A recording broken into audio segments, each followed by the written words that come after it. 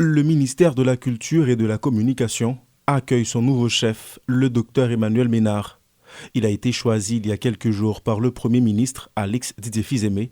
Pour son optimisme, a fait savoir le ministre de la Justice, Patrick Pellissier, qui procédait à son installation à la tête de l'institution. Aujourd'hui, nous nous retrouvons encore dans une zone de turbulence.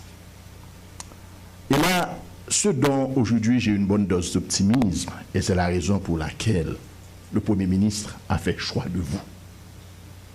Nous sommes dans une situation de chaos, mais qu'avec nos valeurs, on peut transformer en un carrefour d'espérance historique.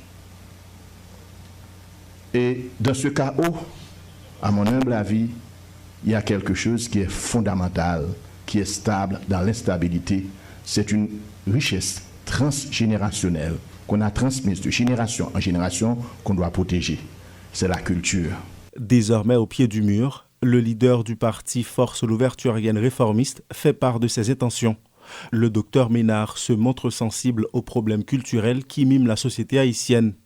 Il promet de promouvoir, de préserver et de diffuser les valeurs locales. Nous allons sortir de ce folklorisme. C'est pas venir danser, chanter, danser à son l'argent. Chanter à son l'argent. La peinture haïtienne, c'est comme le pétrole, c'est comme l'uranium.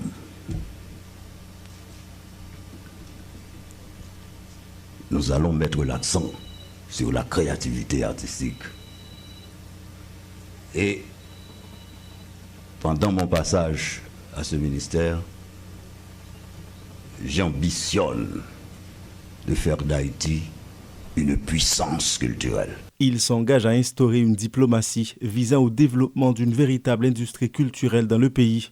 Ses promesses sont nombreuses, mais dès son premier jour, il a procédé à l'installation de Dr Willio Patrick Crispin comme nouveau secrétaire d'État à la communication, un poste que l'intéressé entend utiliser pour améliorer les relations des travailleurs de la presse avec le ministère de la Communication.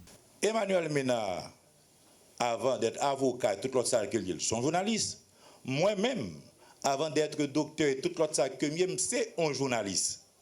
Nous ne sommes pas capables, un ministère qui a servi journaliste, et puis nous avons un côté pour accueillir les journalistes, pour traiter les gens qui ont fait information dans le pays, les gens qui jouent un rôle dans l'éducation sociale, l'éducation culturelle, toute éducation qu'on veut, et puis nous traiter en parents pauvres. Cette double installation était également l'occasion de souligner les défis auxquels fait face le ministère relocalisé à Paco du fait de l'installation des déplacés dans ses locaux à Bois-Vernat.